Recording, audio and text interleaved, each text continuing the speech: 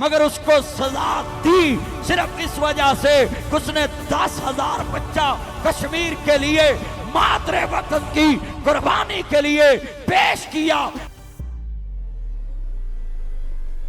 ये सीधा सीधा रास्ता और तरीका है।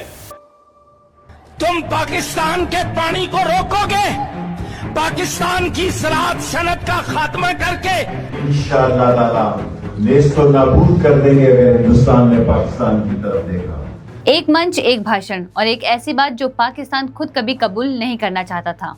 14 अगस्त को जब पाकिस्तान अपना इंडिपेंडेंस डे मना रहा था, ठीक उसी दिन बहावल नगर के एक कार्यक्रम में एक मौलवी मंच पर खड़ा होकर वो बात कह गया जिसे सुनकर पूरी दुनिया की नजर एक बार फिर पाकिस्तान की तरफ मुड़ गई।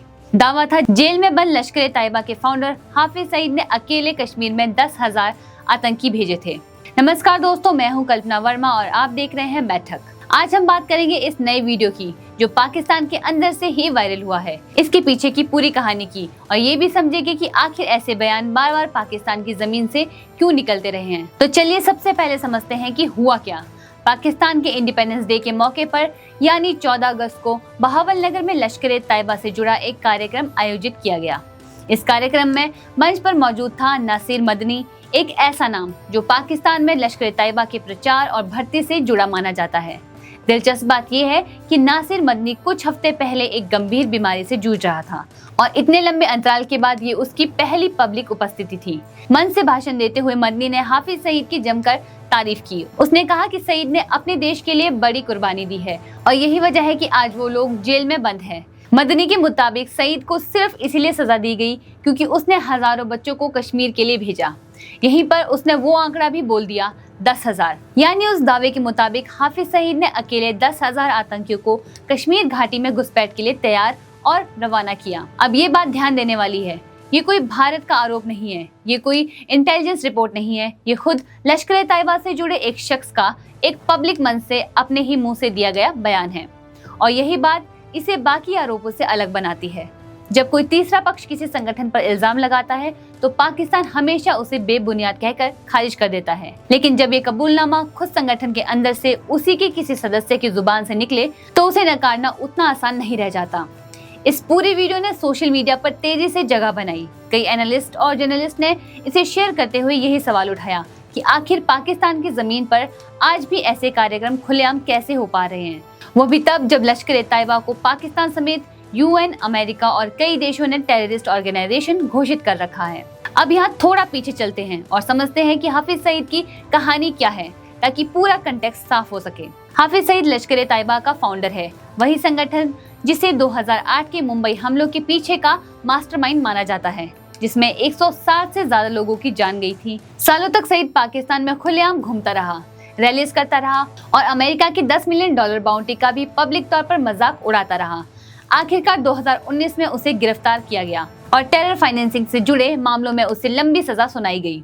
लेकिन दोस्तों, यहीं पर एक बड़ा सवाल हमेशा से उठता रहा है, क्या ये गिरफ्तारी असल में सजा थी या फिर एक दिखावा?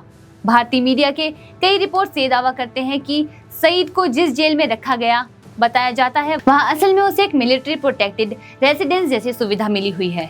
यानी सजा के कागजात भले ही अदालत में मौजूद हो, लेकिन जमीनी हकीकत को लेकर हमेशा सवाल उठते रहे हैं। और अब जो नया दावा सामने आया है वो इस पूरी तस्वीर को एक नया एंगल देता है। सोचिए, अगर हाफिज सईद ने वाकई 10,000 आतंकी कश्मीर भेजे तो ये सिर्फ एक आंकड़ा नहीं है, ये एक पूरे नेटवर्क की तरफ इशारा करता है। इतने बड़े पैमाने पर ट्रेनिंग, फंडिंग और इनफिल्ट्रेशन बिना किसी स्टेट लेवल सपोर्ट के मुमकिन नहीं है।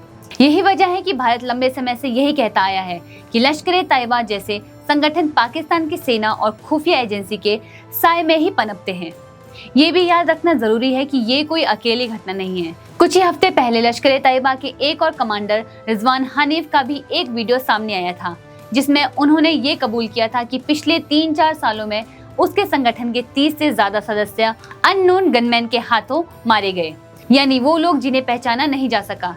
यानी एक तरफ ये संगठन खुद अपने अंदरूनी नुकसान की बात कबूल कर रहा है और दूसरी तरफ अब खुलेआम मन से अपने अचीवमेंट्स भी गिना रहा है। ये पैटर्न बताता है कि लश्कर तैयबा के अंदर एक अजीब सी बेपरवाही आ गई है, जैसे उन्हें अब किसी बात को छुपाने की जरूरत ही महसूस नहीं होती।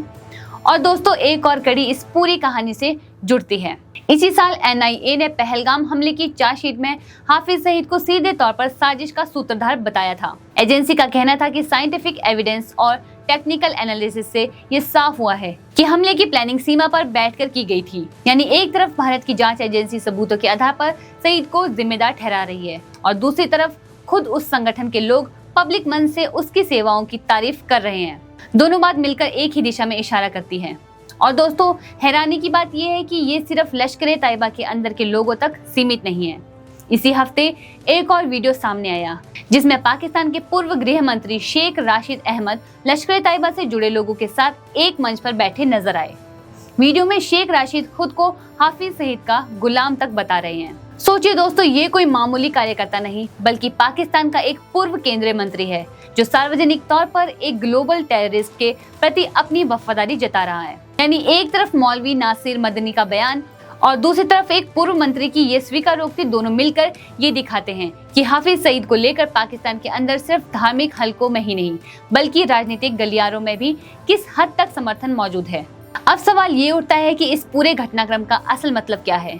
दोस्तों ये सिर्फ एक वायरल वीडियो की बात नहीं है, ये पाकिस्तान की उस पुरानी नीति की एक और झलक है जिसे विश्लेषक अक्सर बोलना कुछ करना कुछ कहते हैं। एक तरफ पाकिस्तान इंटरनेशनल मंचों पर FATF जैसी संस्थाओं के सामने ये दावा करता है कि उसने टेरर नेटवर्क्स के खिलाफ सख्त कार्रवाई की है, लेकिन दूसरी तरफ उसकी अपनी जमीन पर राष्ट्रीय पर्व के दिन बैंड संगठन का कार्यक्रम खुलेआम होता है और वहां आतंकियों की कुर्बानी की तारीफ की जाती है।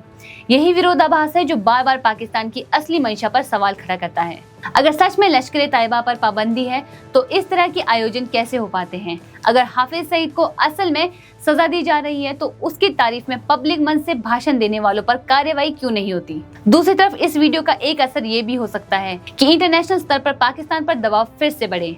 ऐसे मौकों पर अक्सर देखा गया है कि जब भी इस तरह के सबूत या स्वीकारोक्ति सामने आती है तो डिप्लोमेटिक स्तर पर इसका इस्तेमाल किया जाता है, चाहे वो UN हो, चाहे FATF जैसी संस्थाओं के सामने या फिर द्विपक्षीय बातचीत में। भारत लंबे समय से यही मांग करता आया है कि पाकिस्तान अपनी जमीन से चलने वाले टेरर नेटवर्क्स के खिलाफ ठोस कार्रवाई करे, ना कि सिर्फ कागजी दावे। लेकिन दोस्तों यहाँ एक संतुलित नजरिया रखना भी जरूरी है। मदनी का बयान एक दावा है, कोई ऑफिशियल रिपोर्ट या जांच का नतीजा नहीं। ऐसे मंचों पर अक्सर संगठन अपने कद और असर को बढ़ा चढ़ाकर पेश करते हैं ताकि अपने समर्थकों में जोश बनाए रखा जा सके। तो ये भी मुमकिन है कि 10,000 का आंकड़ा असली से बड़ा हो, एक तरह का प्रोपेगेंडा हो, असली संख्या चाहे जो भी हो। लेकिन जो बात नहीं बदलती वो ये है कि खुद पाकिस्तान की धरती से एक बैंड संगठन से जुड़े व्यक्ति ने कश्मीर में आतंकवाद फैलाने की बात कबूल की है और यही स्वीकारोक्ति, चाहे आंकड़ा जो भी हो, अपने आप में एक बड़ा बयान है। तो दोस्तों इस पूरे मामले का निचोड़ यही है, एक मंच, एक भाषण और एक ऐसी बात जो पाकिस्तान की उस कहानी को कमजोर करती है जो वो दुनिया को दिखाना चाहता है।